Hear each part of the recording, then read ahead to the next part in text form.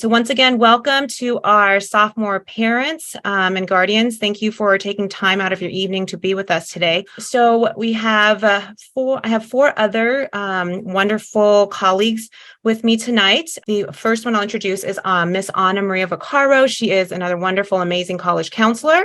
And then we have Miss Jessie Havel. She is a personal academic counselor. She's on her phone right now, so her camera's not on, but she is here to answer any questions you have about course selection. Thanks so much, Jessie. Thanks for being with us too. It's my honor to introduce two colleagues, Amber and Kuka.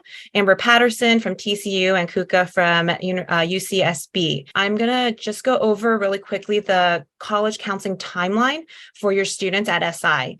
So I will go year by year and let you know the different touch points, the different connections, what they'll be learning with us, and some parent nights we have as well. So this year we kicked off our time with them, our process with them with the first January X period. And so we kind of went over the college counseling timeline with them as well, talked about testing and introduced them to SCORE with their college counselor. For parents, we'll have sophomore parent night. We'll also have a college planning workshop, or we call it CPWs. So your student will meet their college counselor in small groups. So that'll take place in April. More information will come. We'll talk about different topics around the college process. So that will be this year. Junior year, we'll have X periods, multiple X periods throughout the year. We'll have a fall kickoff pretty close to when school starts. And then in the spring, we'll be talking about personal statements, those fun essays that they'll be starting to write. So we'll have an X period with the UCs and then one with the Common App. And then we'll have college visits that happen in the fall. We have over like 100 colleges that come and visit SI just to meet your students, right? So as juniors, they have the opportunity to start exploring and learning about various colleges. Then we'll have a junior parent guardian night, similar to this evening, but we'll get into more nitty-gritty things. There's a scholarship workshop available for students, and then we'll have additional college planning workshops where we'll talk about various parts of the college process. We'll also have college affordability / financial aid evening where you can hear from college reps. We also had one in January if you're able to attend. And then in spring, your student will be able to meet with their college counselors individually. Then senior year, we have lots of X periods as well. We'll have a fall kickoff, and then we'll have lots of college application help workshops, usually during X periods where they can come work on their essay. College counselors are all there. They can work on their application, activities and achievements section, lots of opportunities for help. We'll also have a senior parent night, a financial aid night, focusing more on the FAFSA and the CSS profile. The college visits will happen again, and they're usually upper lunch and after school, so perfect for junior and seniors. And then individual meetings in the fall and a scholarship workshop. So there's lots of opportunities and help resources for your students along the way in the college process. So I'm going to hand it over to Amber and Kuka for them to introduce themselves. Good evening, everyone. As stated, I'm Kuka Acosta. I'm the Associate Director for Admissions at the University of California, Santa Barbara, UCSB. And I'm excited to share a little bit about the University of California's point of view. I've been in the Office of Admissions for 20 years. So if I don't know it by now as part of the University of California system, then you don't need to know it. I look forward to chatting with you. Thanks for allowing me to be here tonight. Hi, I'm Amber Patterson. I am a Regional Director of Admissions for Texas Christian University in Fort Worth, Texas. I learned everything I know about the UC system from Ms. Kuka Acosta. So you guys are in great hands with her. I am actually located here in California with all of you. Because of the number of applicants that we get from California, TCU thinks it's really important to have somebody in close contact with all the high schools here who understands California trends, California students, and what's going on. And I came to TCU after a 10-year career of college counseling at high schools here in California. So y'all are very familiar with me, and I'm happy to be here with you tonight. Thank you so much. So right now we're going to go into a section to understand the difference between some of our colleges, the UCs, and a private institution. So the floor goes to the UC system first, right? So what is it that the UC systems want from their applicants, especially for academics? That's not a loaded question. I don't know what is, but we'll start with the basics. The University of California has a set of courses that we expect all of our freshman applicants to complete.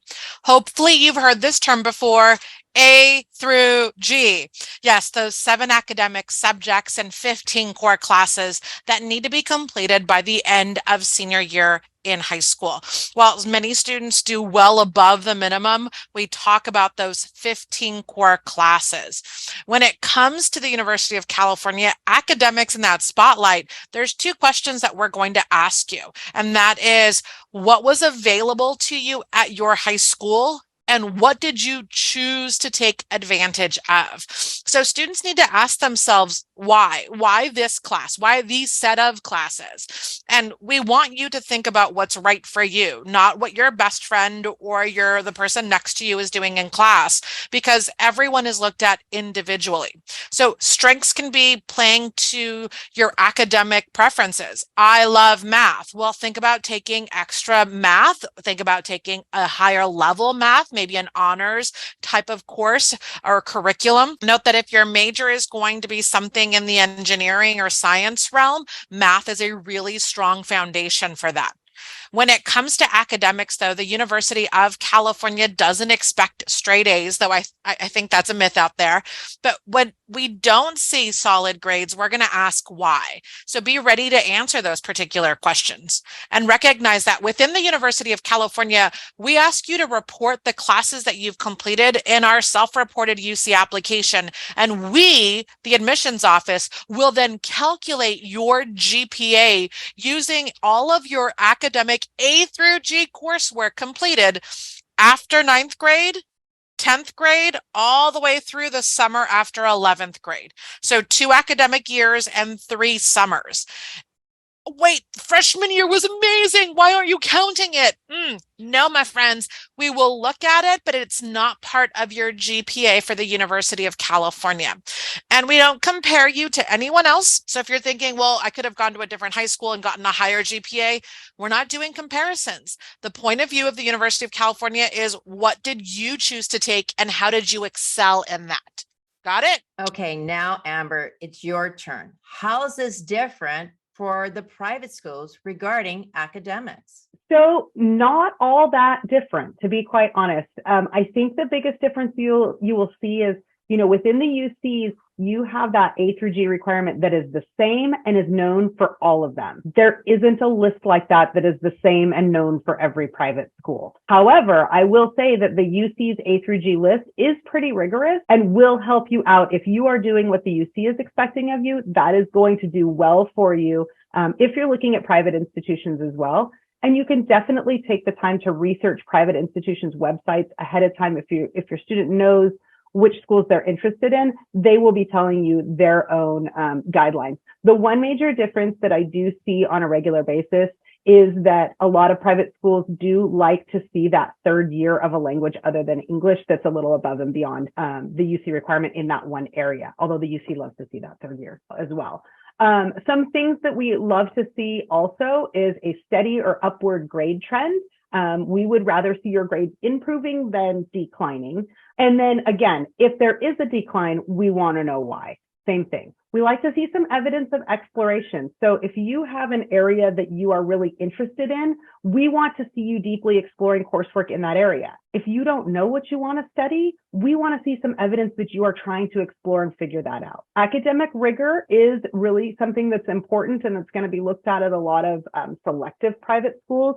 So, challenging yourself and taking advantage of some of those advanced level classes, but with some balance, right? We don't want to see students load up their entire schedule with that so that they're burnt out and don't have time to do anything else.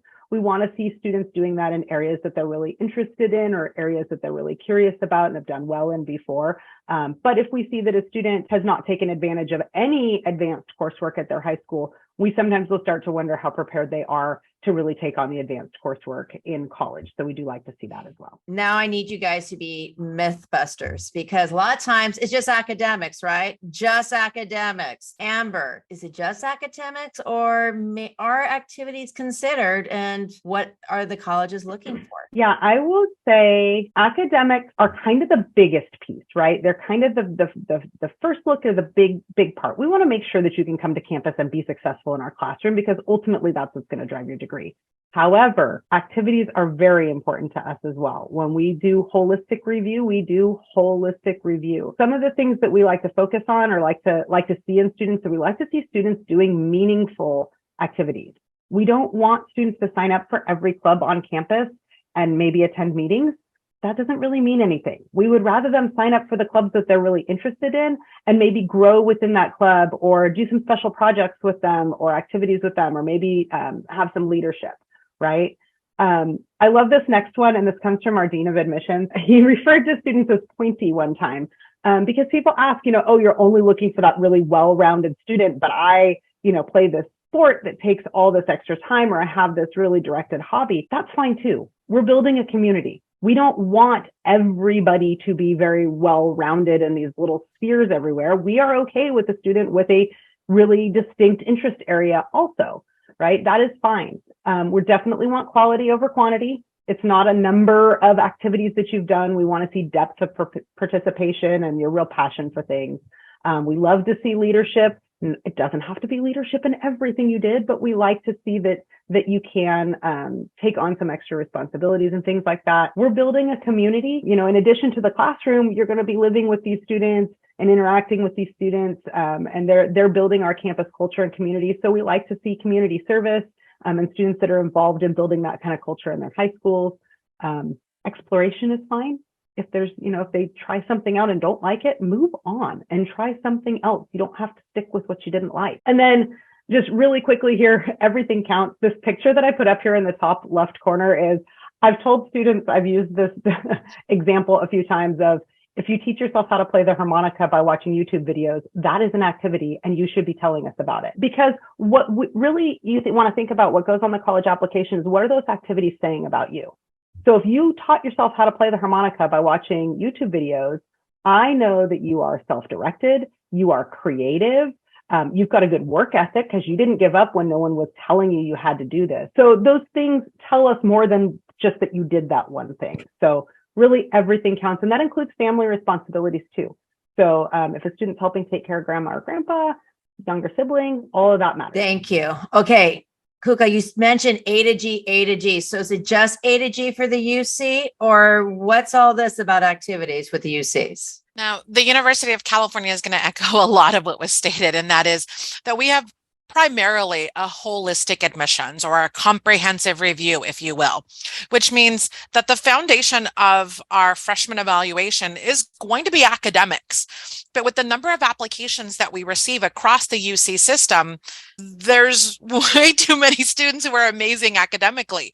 And our faculty have asked us to look outside of the classroom on how a student will contribute to the diversity of our UC campus student body. Now, I need to make a little sort of asterisk mark and a footnote, and that is that because of Proposition 209 in the state of California, diversity cannot and will not mean gender, ethnicity, race. It will not mean me looking at the ability to say, okay, well, I need more students who are female in engineering, so let me admit more of those students. We can't do that. So when we're talking about holistic admission leading to a diverse student body, it's diversity of intellect. It's diversity of geographic location. It's diversity of experiences. So for us, we're going to have to ask, well, what have you done outside of the classroom to get those particular criteria? And as someone who's read applications for 20 years now, let me tell you, I am often left with a, what did you mean mentality when I finish reading the self-reported application? Because we at the University of California do not have the luxury of calling you, of emailing you, of having interviews. We don't allow letters of recommendation. So for us, your activities, your extracurriculars, your hobbies, your passions, What you do when you're not in class is all self-reported. The UC application will limit you to 20 entries in the UC application. So during the 4 years, what have you done?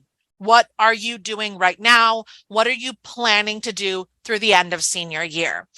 And I'm going to tell you that 80% of seniors cannot remember in their senior year of high school what they did in their freshman year. They can't remember the hours per week, the weeks per year, and that's a part of the UC application, the tally of commitment. So as Amber was saying, we're not looking just for a checklist of, oh, do you have community service hours? Check. Oh, are you someone who loves theater? Check. Oh, do you play a sport? Check. No. Some of us should never play a sport in public. It is not pretty, my friends. No, right here. So I don't have a checklist. I'm going to ask instead, what did you choose to do? What was important to you? What brought you joy? Are you that individual who is an athlete and you play at the high school and you do a club sport as well? Well, that's two different activities. They both go in your application. Are you someone who, your parents don't allow you to do extracurricular activities because you have a curfew of sunset and, the sun sets at 5 o'clock, so you've got to be home. The what you did, but also why you didn't do something can be reflective in the application, and it adds to the holistic admissions process. So I use the word context when I talked about academics. Let me throw that word again out to you. Context when it comes to your personal accomplishments. I don't need you to win a Nobel Prize, though it's kind of cool if you do get one. I don't need you to be the Olympic athlete, though I'm not going to get mad at you if you're ready to go to the Olympics. But I do want to know, who are you and what have you done? Because that's going to add to the diversity of our student body. And then I'm going to throw out one key thing. Yes, college admissions representatives often use the word well-rounded, and Amber actually told you not to think of that. But let me rephrase that. I don't need you, one person, to be well-rounded. But your ability to play that harmonica and my ability to, speak multiple languages and someone else's ability to be an athlete and so on and so forth creates a well-rounded student body that creates that creativity in the classroom. And that's what my faculty have asked me to look for. So that's why I say, don't compare yourself to anyone else, both inside the classroom, but also outside of the classroom.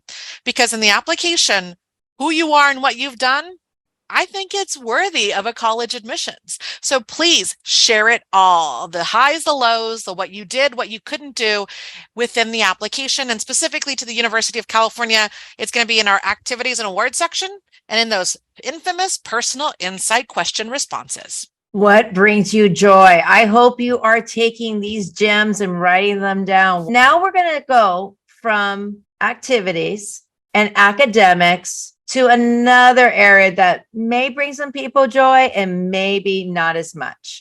So we're going to ask some questions about testing. Now we want to know, how does the University of California look at testing for the class of 2025? Well, the University of California for the class of 25, 26, 27, moving forward, has made it very public that we are test-free.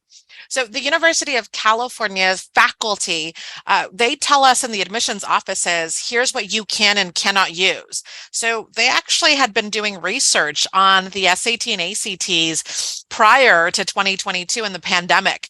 It just coincided that their findings fell in line with 2022 when testing wasn't accessible or available.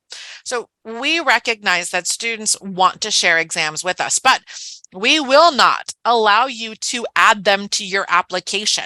And should you try to send them from the testing agency, we will not add them to the application, which means admissions, well, it's not going to use SAT or ACT in the selection process. And it's also not going to be used in the allocation of scholarships for our incoming students. So for us, there is no required exam, though there are some exams that I can see. I'll point out that the University of California admissions officers can see optional exams like advanced placement, international baccalaureate, and students who were able to take an SAT subject test before they went out before they were removed in 2021. So for students who are thinking, do I have to do this? The answer is no, not for the University of California, though my colleagues at private schools might have a different answer. Do they? Well, let's find out. Amber, what's going on with the private schools now regarding about testing? Because UCs are test-free, Cal State CSUs are test-free, but what about the private schools? Well, again, just like, I couldn't speak for all the private schools and their academic requirements, we're all over the board. Some private schools are going to require testing. Some are going to be test optional. Some are going to be test free. I'm going to tell you what we're doing at TCU, how we're handling that, so you have a sense of that. But then I have a couple tips about testing in general, so that you make sure that you're kind of meeting the needs wherever your college list takes you. So at TCU, for right now, we have committed to being test optional at least through next fall's application cycle. So I don't actually have an answer for you sophomore parents. I personally feel like we're leaning to hanging on to that a little bit longer. Hopefully that's permanent. That's my personal opinion about it. But we should have an answer pretty shortly about that. What we're doing right now and how test optional works for us is optional truly means optional. So students can submit their test scores if they feel that that is something that will benefit their application. And if they don't submit them, no problem. I promise you from an inside, when we're reading the applications, when we go to committee, if there's no test scores there, there's no conversation about test scores. There's no conversation about, well, why did the student not submit a test score or anything like that. So students can feel very confident if they don't want to submit one, totally fine. That is not going to negatively impact their application. At TCU, one of the things I'm very proud of is we have a no harm policy with the optional testing. So if a student does submit their test score to us, we will, when we read that application, we'll read it with those test scores in mind, and we will also read it without those test scores. And whichever version of that is going to better benefit that student in our processes is what we then move forward to committee with. And again, there is no conversation at that point of why are we looking at test scores or why are we not looking at test scores. So test scores at TCU cannot be a negative for you. They can only help. So if you're thinking applying to TCU next fall, submit them if you've got them. Don't feel the need to go rush out and take a test or, fly to a different state because your testing center was full the weekend you needed to do it. No need to do anything like that. It's totally fine. I think with my colleagues in private schools, the ones that do say optional do mean optional. For sure, there's plenty of students getting into private schools without testing. The one things that I would say to be careful of is to understand the dates when you're reading about test optional policies. Because sometimes schools will say, we are test optional through 2024. Well, what does that mean? Does that mean their fall of 2024 application cycle? Does that mean their graduating class of 2024? Does that mean their incoming class of 2024? So look at and sometimes it's really hard to tell, and sometimes you can't tell.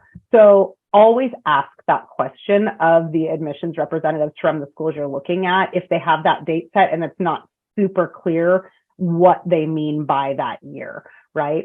Also, another great question to ask is, are tests required for special programs? Sometimes like a nursing program or an engineering program or something like that may require a test when otherwise that school was test optional. Not the case at TCU, but I do see that out there. Sometimes I have seen schools that require testing for their scholarships, but not for admission. So that's something else to keep in mind. And then also consider when you're starting to look now at the average test scores that are being submitted to schools or that are being accepted at schools, those are reflecting the last couple of years at those test optional schools, only the students that have chosen to submit their test scores. So they are admittedly a lot higher than they used to be, but that doesn't mean that you have to have a test score in that realm to get admitted if optional truly does mean optional at those schools. So those are just a few things to keep in mind. I think generally, you're safer to take a test and have a test score in case you need it. But I don't think that it is the math hysteria that it was a number of years back, because I think students without test scores still have a lot of options. But I think it's great to have a test score in your pocket just to make sure you have all of the options should you want them. With fairtest.org. So right now there's 1,800 colleges that are test free. But one of the key things is always trust what's in black and white from the college campus. And then always encourage your students to ask those questions, because what I want you to do, take that deep breath, have that little beverage, because you guys are the class of 2025 and there's some more wonderful changes coming up. So starting with the class of 2025 and younger, there will be changes happening in the US. For what's happening fall 2023, the PSAT, the practice SAT tests that our current sophomores who will be juniors in the fall of 2023 will have a digital PSAT test. Yes, the test is going paperless. Now, ACT at this time is still on paper. So that means if they choose to take a test, whether the school requires it, submit the scores, if it's a test optional school, remember, test-free schools will not look at an SAT digital test or the paper ACT.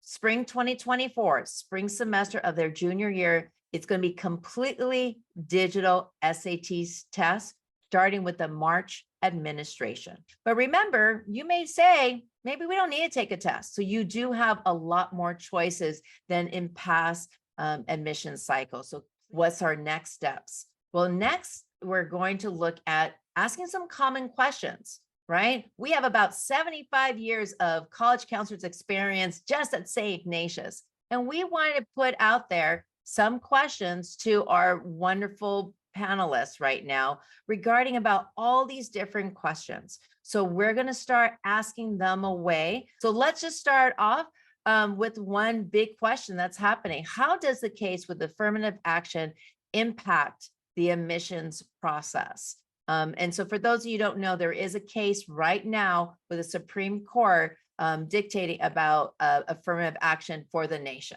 How's it going to impact whether it's a public school or a private school? Kuka has got a really simple answer to this, so I'm going to let her answer first and then I'll go. Sure. So the University of California has, and in the state of California, Proposition 209 states that we can't use ethnicity or gender. So that's all the CSUs, that's all the UCs. So it won't change our process at all moving forward. So for those of us that are not under the Prop 209 restrictions at this point, that are still considering those things to help increase the diversity in our classrooms and on our campuses, that is still something that's going to be very important to us. We're going to have to shift how we're going about that.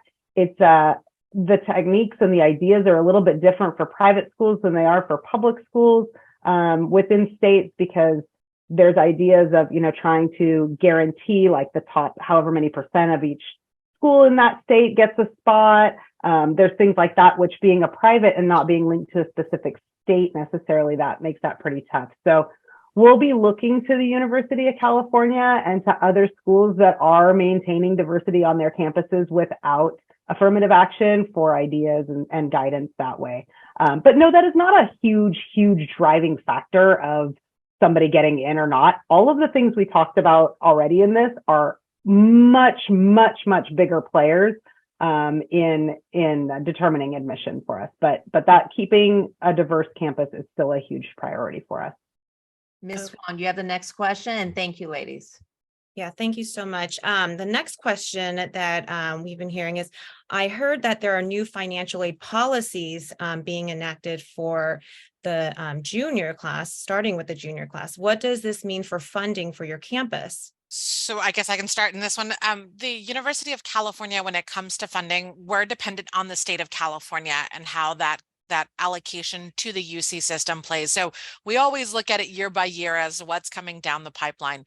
The University of California, to help families with, a clear picture of what they can expect, we did our tuition stability plan, which launched in 2021, allowing us to have a student their first year see their tuition, see their student fees, and have those locked in for their undergraduate degree. So that's our goal for financial aid and how things are moving forward, is that a student and a family can clearly see what's coming down the pipeline.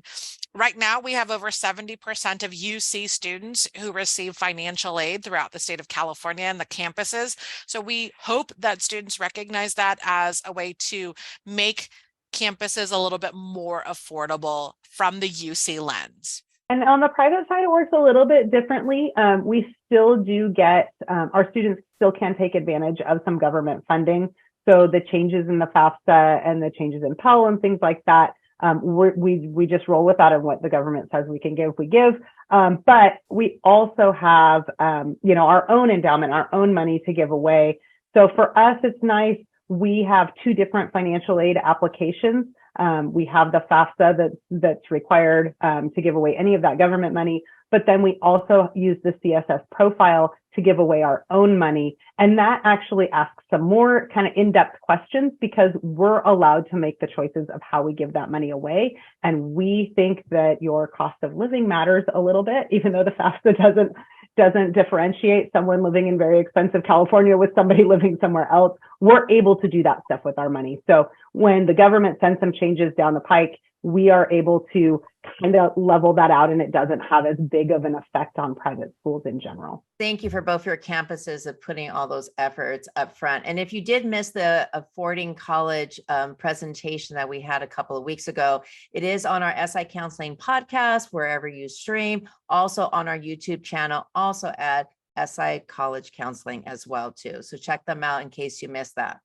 Now, next question is, if staying test optional or test free, are AP exam scores given more weight? And would you look at AP exams, especially if you're test free?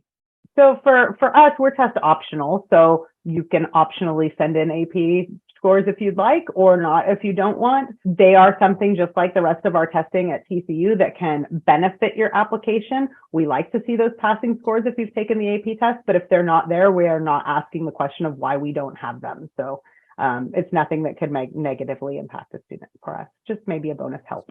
We see a lot of students across the state of California who often self-study for AP exams. And so context, my favorite word in admissions. All right, you couldn't take the class, but you chose to self-study and take the exam. That's something that I can take into that academic review that I'm doing, right? It shows academic rigor. You chose to take the AP class and you did well in it. I can use that as well. So when it comes to AP exams, I ask myself, were you taking the class and it's required for you to take the exam? Did you take the class, but you didn't take the exam? Cool, no problem, because it wasn't required. Or did you take the exam without taking the class? So there's so many different scenarios in that, but GPA wise, the AP courses are weighted for the University of California. And then exam wise, the University of California allocates college units for scores of 3, 4, or 5 on an AP exam should a student enroll on our college campuses. Great. Thank you for that insightful information. The next question is, do I need to hire an independent educational consultant or like a private outside consultant than my college counselor at SI? I just want to let Amber or Kuka answer this first, and then I'll go ahead and answer that as well. I think that that's a really personal question for each individual family. Your families in particular are really well resourced at SI. You've got great college counseling there. So there is a lot of help on campus, but if a family feels that they need, that extra touch or more time than they can get at school or something like that, that's a choice a family can make. I do think it's important that family continues to work with their high school counselors. And I do think that there's a too many hands in the cookie jar kind of feel sometimes when we see an application that is so polished that we cannot figure out what the student is like because it feels so very adult. Sometimes we can kind of see that coming through, and it can actually start to tip the scales away from that authenticity that we're looking for. But that's a personal choice for all of you. Yeah, that's one of those that I've seen both sides of the coin. Individuals who are like, I'm a parent and I don't want to be involved. I want someone else to tell my kid what to do, and I'm willing to pay for it. I've also gotten individuals going, we can't afford it. And I say, if you're willing to do the research, the information is out there for free with your amazing high school counselors and the University of California admissions and or college admissions counselors as a whole. So it really isn't something that we will say yay or nay to on our end as admissions individuals reading applications. But I will say this, students, you must check the box on our application that says, I, the student, filled out my own application. I, the student, wrote my own personal insight questions. I say that everything I'm reporting is true and factual.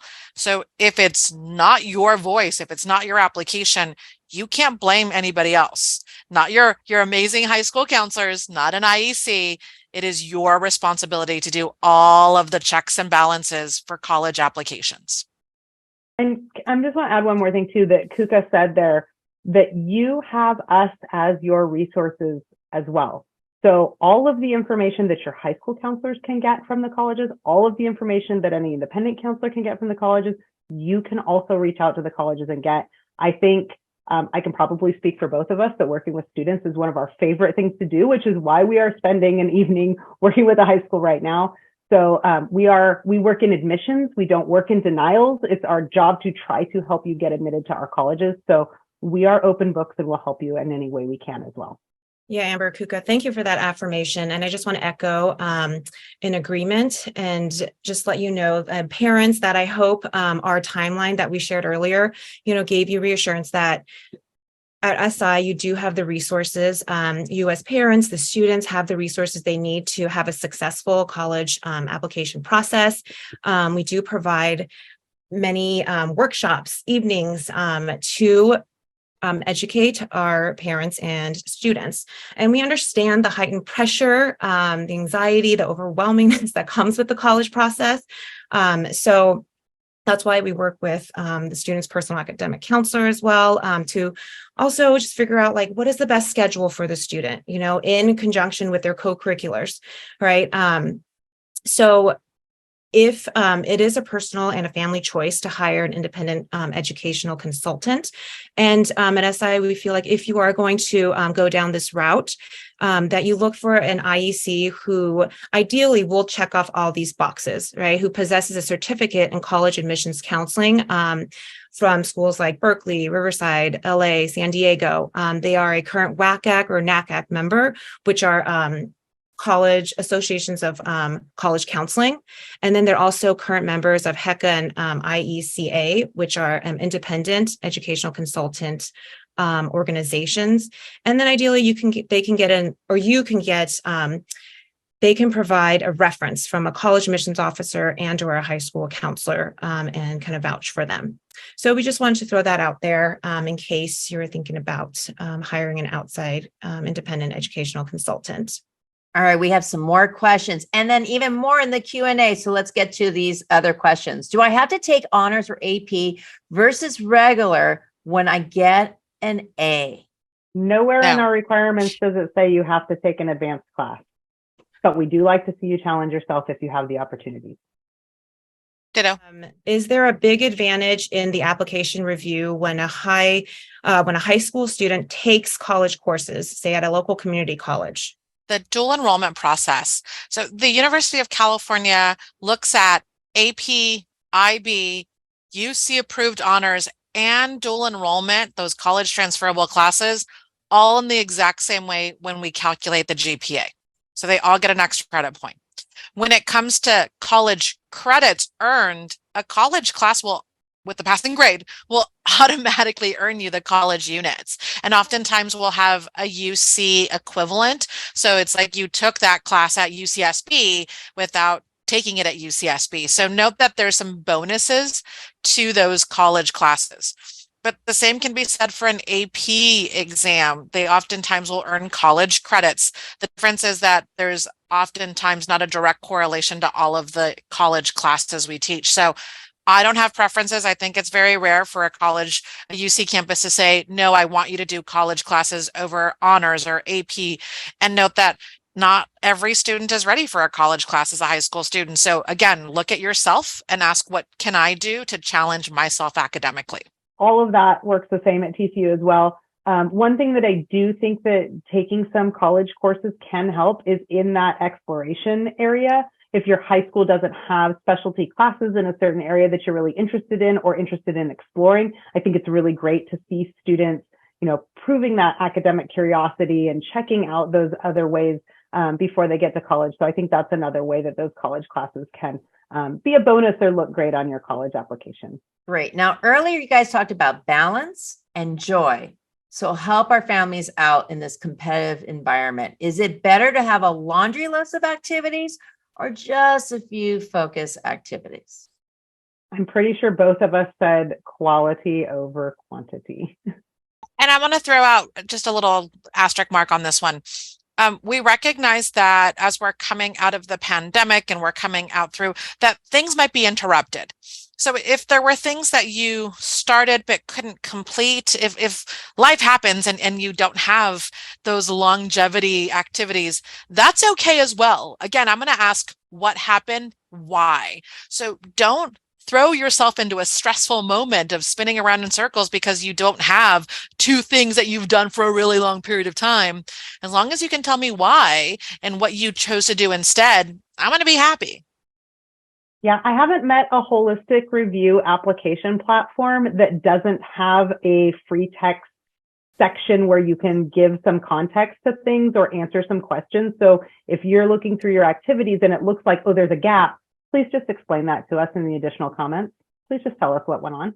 Just like any relationship, it's about communication, communication, communication. All right, Ms. Wong, we have about a few questions on the Q&A that still need to be answered. Do you want to ask the first one on the list? Yeah, let me just, I'll stop sharing my screen and pull up the Q&A.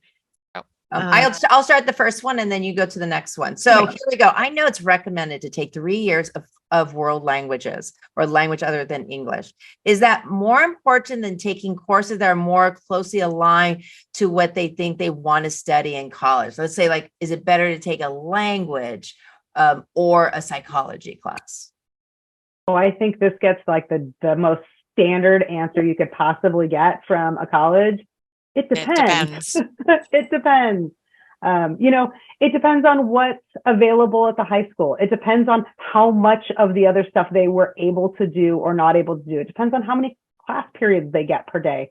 So again, that's one of those things that if you've chosen to only take the 2 years because you wanted to focus on something else, tell us that. And the only thing I would make note of is if you're a future engineer on a University of California campus, I'm going to tell you, focus on math.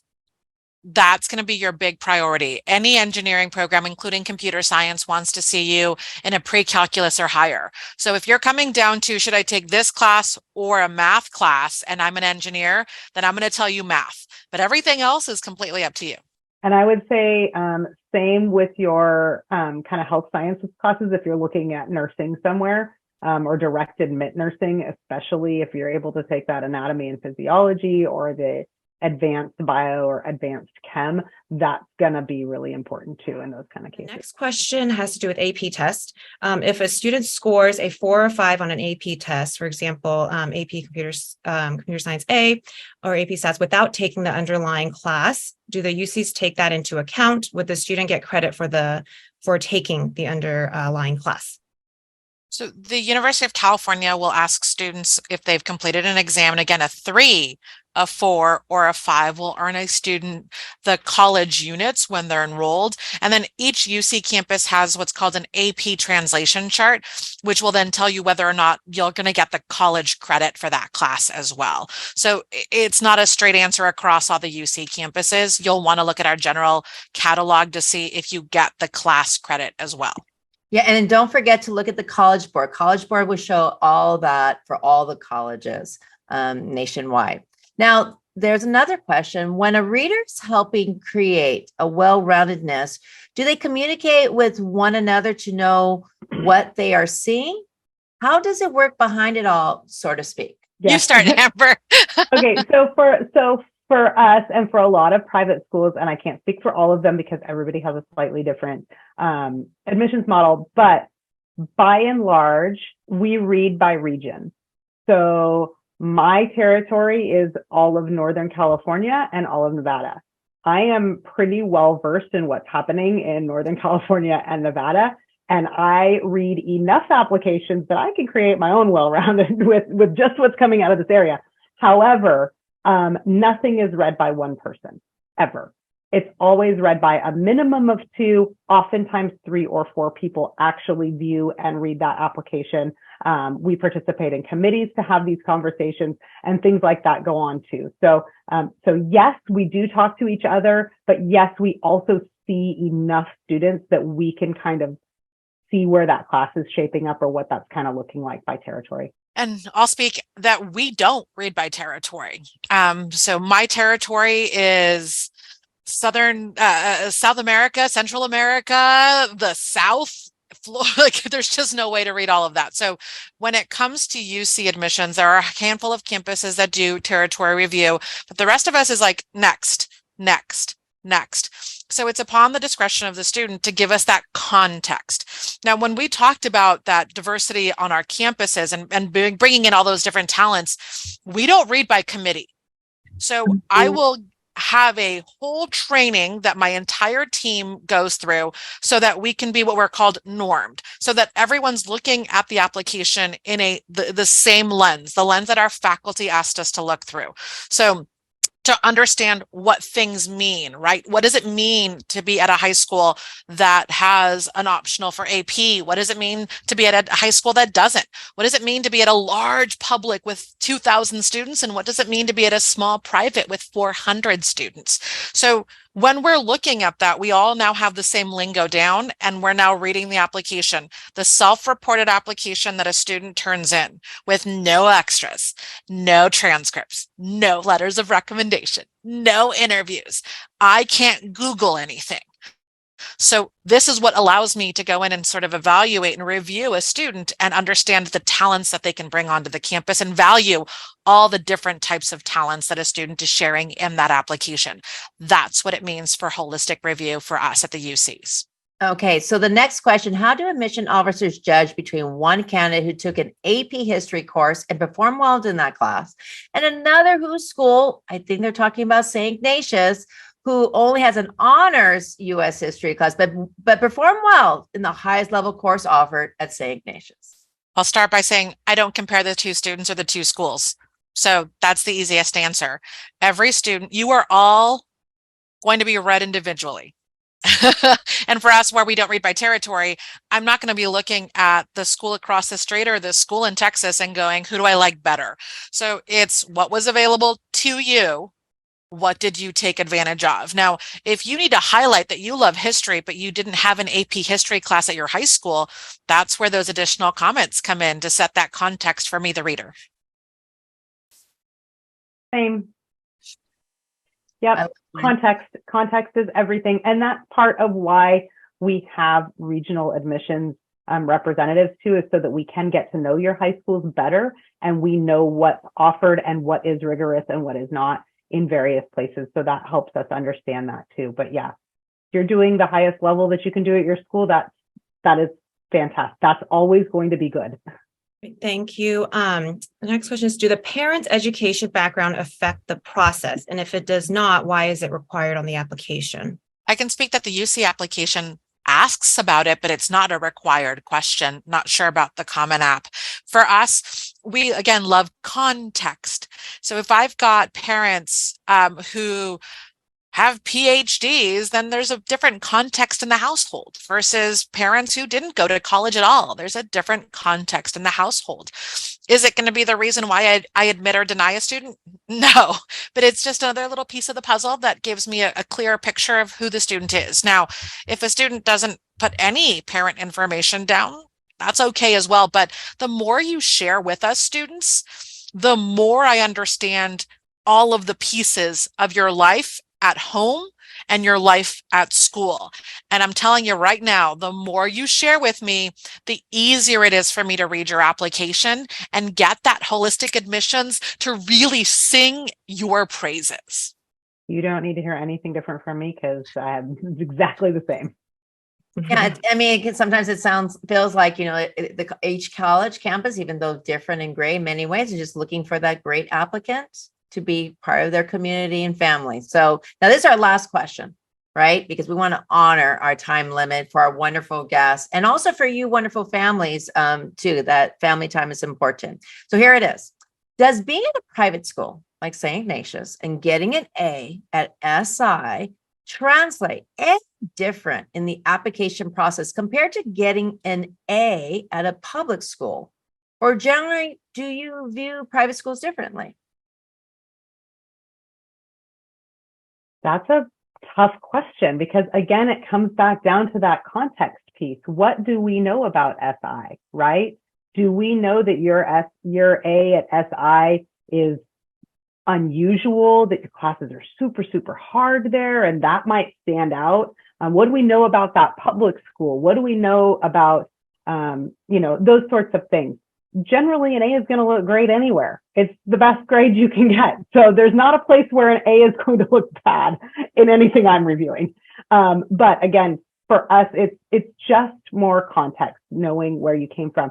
And I don't want you to think that, Kuka mentioned, like knowing the parent education, that if your parents had PhDs, we would expect something more from you or expect something different. Sometimes it just helps us answer some questions where you didn't type stuff in the additional comments. It gives us a little bit more context about what's going on. And I would say the type of school you were at or the specific school you were at does that for us as well. I don't compare you to someone at a public school. I'm not comparing you to someone else at St. Ignatius. So I think that's the part that if you can take that in and believe it, then I'm going to feel like tonight was a success. But I will tell you this. I don't expect you to get straight A's. I mean, don't get me wrong. I love straight A's. There's nothing wrong with that. As someone who failed chemistry in high school, and still got into a UC campus, I'll tell you, as much of life experiences that you can bring forward to match your academics or to balance your academics, that's what holistic admissions is all about. So that B student who happens to have this amazing ability to sing and dance, I want them on my campus. I do. So if you're looking for every straight A, then okay, that's your benchmark. Great. But that's not my requirement for admission. It's not something my faculty say I have to go and only admit straight A students. So hopefully that also gets taken in, that you listen to it and that you believe it, because the hardest part of our job in admissions is telling you the truth and having you not believe it because your best friend's neighbor's, uncle got a B and that's why they didn't get into UCSB last year, whatever it might be. So I leave that as my final note. Yeah, we have no reason to lie to you. We want to help you get admitted to our schools. So we want to tell you what this is. We recognize this is not a game. This is not a game. We want you to be authentic. We want you to do your best. We want you to show us who you are. And if our campus is a great fit for you and you're a great fit for our campus, then let's do this thing. Yeah, thank you so much. Hopefully, parents, this was informative and you feel a little bit more equipped in the process. And hopefully some of you will join in with us next week.